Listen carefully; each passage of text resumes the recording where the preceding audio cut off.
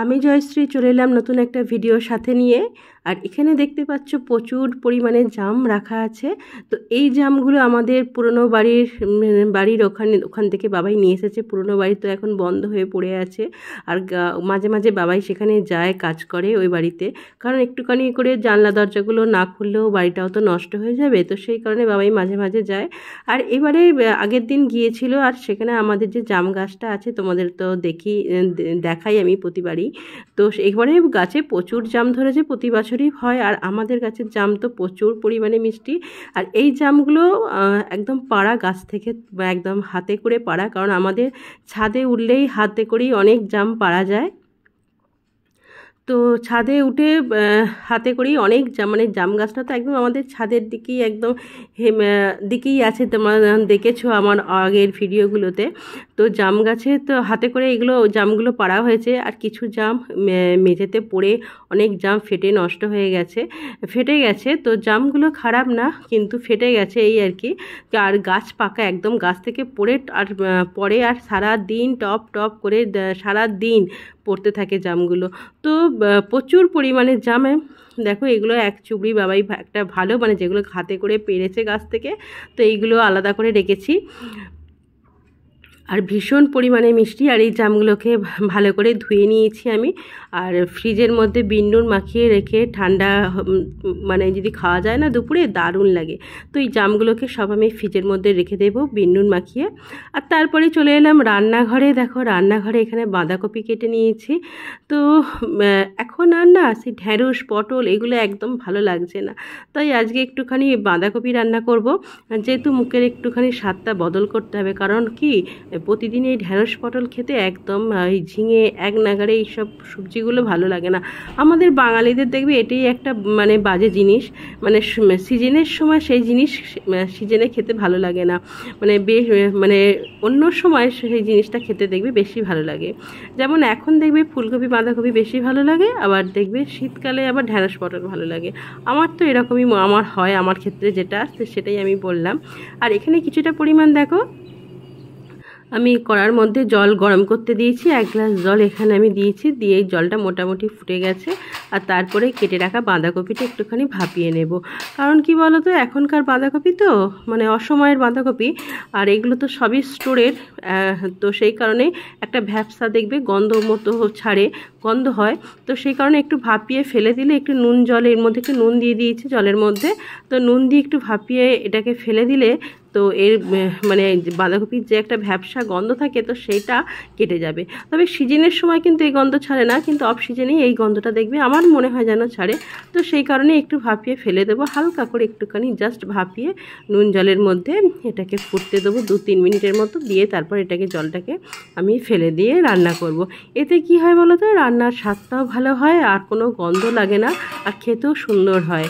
তো চাপা দিয়ে দিয়েছি, দিয়ে আমি এটাকে দেখো সেদ্ধ হয়ে জল ঝরিয়ে নিয়েছিলাম। তারপরে দেখো কড়ার মধ্যে আমি জিরে, শুকনো লঙ্কা, তেজপাতা ফোড়ন দিয়ে কেটে রাখা আলু আমি এখানে দিয়ে দিয়েছি।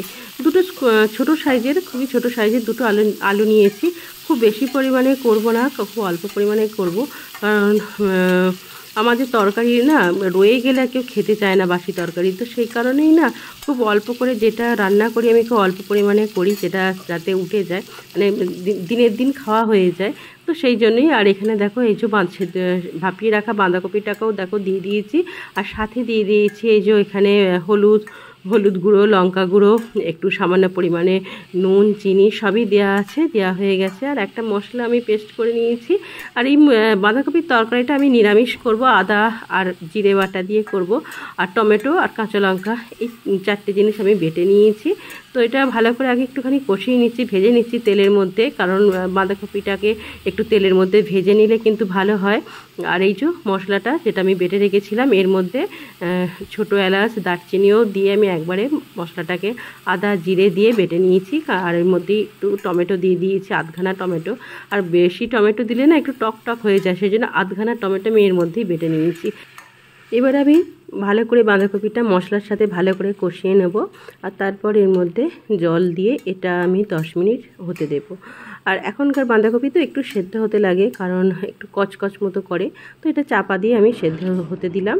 আর এখানে দেখো মাছটার মধ্যে আমি নুন হলুদ মাখিয়ে নিচ্ছি।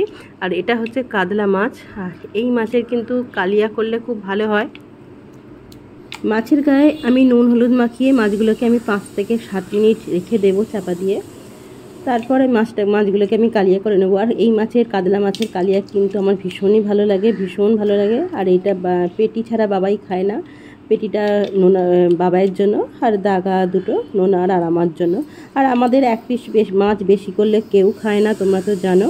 তো সেই কারণেই 3 পিসই করেছি। তবে আগের 1 পিস একটা মাছ আছে, আর মাছের ডিমটাও আছে। তো মাছের ডিমগুলো আমি ভেজে নেব। মাছের ডিমটাও অনেক দিন ধরেই ফ্রিজে পড়েছিল, তো সেটাও আমি ভোরবেলা বার করে নিয়েছি, এবং সেগুলো ডালের সাথে মাছের ডিমের বড়া খেতে কিন্তু খুব ভালোই লাগে।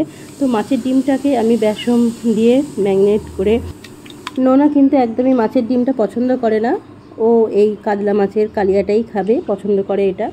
আর মাছের ডিমটা বাবাই বেশি পছন্দ করে, তো বাবাইকেই ভেজে দেব।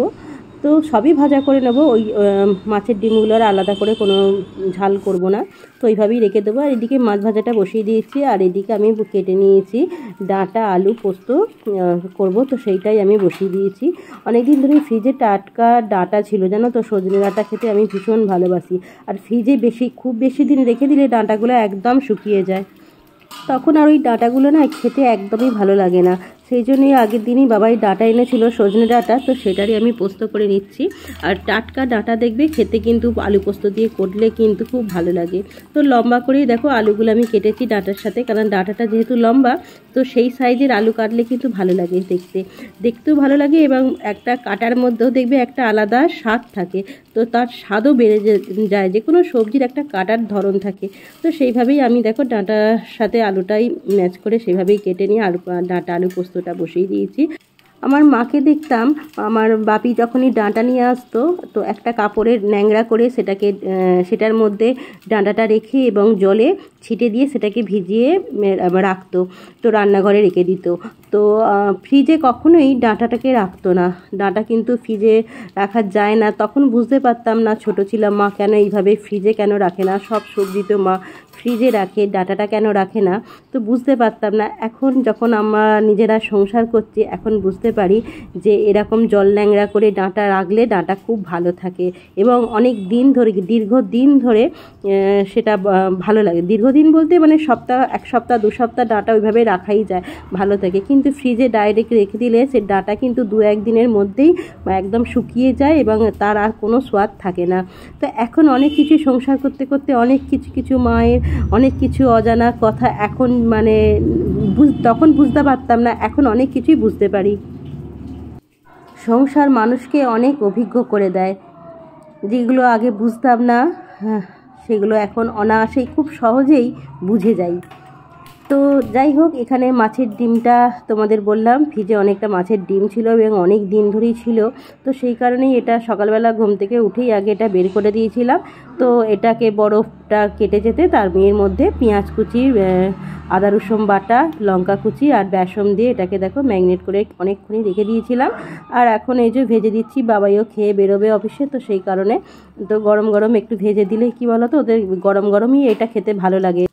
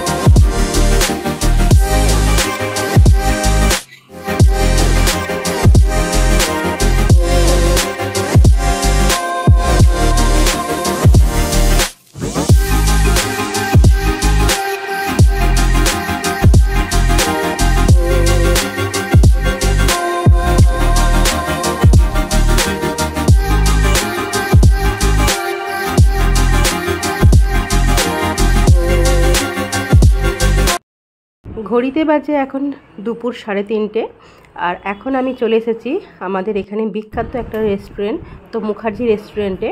তো এই মুখার্জি রেস্টুরেন্টের বিখ্যাত জিনিস হচ্ছে যেটা, তো ফিশ ফ্রাই আর চিকেন কাবাব, এই দুটো জিনিস এখান থেকে অর্ডার দেওয়ার জন্যই এসেছি। তো বিকেল 5টায় আমাদের লাগবে। তো বিকেল 5টায় কিছু আমার বাড়িতে গেস্ট আসবে। গেস্ট বলতে বাবাইয়ের অফিস থেকে, ব্যাংক থেকে কিছু স্টাফ আসবে, তো ব্যাংকেরই স্টাফ। তো সেই কারণেই এখানে দুপুরবেলা এসেছিলাম ফিশ ফ্রাই আর চিকেন কাবাব অর্ডার দেওয়ার জন্য। আর অর্ডারটা দিয়ে গেলে সুবিধে হয়, কারণ তাহলে 5টাতে যখন আসবে গরম গরম একদম ওদের সার্ভ করতে পারবো। তো সেই কারণেই অর্ডারটা দিয়ে গেলাম, তা নাহলে তখন নিতে এলে না আমাদের অনেকক্ষণ দাঁড়িয়ে থাকতে হবে, আর প্রচুর ভিড় হয় ওই সময়টা। ওই জন্য দুপুরবেলা একটু ফাঁকা থাকে, খালি থাকে, তো সেই সময় এসে অর্ডারটা দিয়ে গেলাম, আর বিকেলবেলা বাবাই এসে নিয়ে যাবে। তো যাই হোক, রেস্টুরেন্টটাও তোমাদেরকে একটু ঘুরে দেখিয়ে দিলাম। আর এখানকার ফিশ ফ্রাই কিন্তু মারাত্মক, মানে একবার খেলে আর ভুলতে পারবে না, এত সুন্দর এখানকার ফিশ ফ্রাই। তো আর বিকেলে একদম গরম গরমই পাওয়া যায়। তো এখানে অর্ডারটা দিয়ে আমরা চলে গেলাম। তো গেলাম, পাশেই একটা দোকান আছে, তো সেই দোকানটাতেই যাব এখন। তো কিছু জিনিস কেনার আছে, তো সেইগুলো কিনবো। আমার তো সচরাচর টাইম হয় না বাবাই না থাকলে একা একা কিনতে। তো ঘর সাজানোরই একটা দোকান খুলছিলাম। তো দুপুরবেলা দেখছিলাম মোটামুটি সবই, বেশিরভাগ দোকানই বন্ধ। তো সেটা দেখলাম, অনেক দোকান ঘুরলাম, তো অনেক জায়গাতেই পেলাম না, আর তারপরেই দেখতে পেলাম এই দোকানটা। তো এই দোকানে অনেক সুন্দর সুন্দরই জিনিস ছিল ঘর সাজানোর। তো পছন্দ করছিলাম যে কী নেব। তো কারণ আমার একটুখানি শখ বলতে পারো, ইচ্ছা যে ঘরে সাজানোর জন্য কিছু কেনা, আর নিজের পছন্দ মতো জিনিস দিয়ে ঘর সাজিয়ে রাখতে আমি ভীষণ পছন্দ করি। আর ঘরকে সব সময়তেই আমি সুন্দর করে সাজিয়ে রাখি, এতে দেখবে মনটাও খুব ভালো থাকে। আর ঘরের পরিবেশ, চারিদিকের পরিবেশটা যদি সুন্দর করে সাজিয়ে রাখা যায়, তাহলে মনটাও বাড়ির সবার খুব আনন্দে থাকে। তো সেই কারণে আমি টুকটাক যখনই সময় পাই, মাঝে মাঝে বাবাইয়ের সাথে আসি এবং ঘর সাজানোর কিছু জিনিস কিনি। তো এই দোকানটা আমার কাছে আজ প্রথম দেখলাম, বেশ ভালো, অনেক জিনিসই সুন্দর ছিল। তো খুবই পছন্দ হয়েছিল আমার একটাই মূর্তি, ওই মীরার যে মূর্তিটা আছে, এই মূর্তিটা বেশ পছন্দ হয়েছিল, এটাই খুব ভালো লাগছিল। তো যাই হোক, ভিডিওটা এখানেই শেষ করব। সবাই খুব ভালো থেকো, সুস্থ থেকো। চলে আসবো আরও একটা নতুন ব্লগের সাথে নিয়ে। তো আজকের মতো বিদায় নিলাম, টাটা সবাইকে।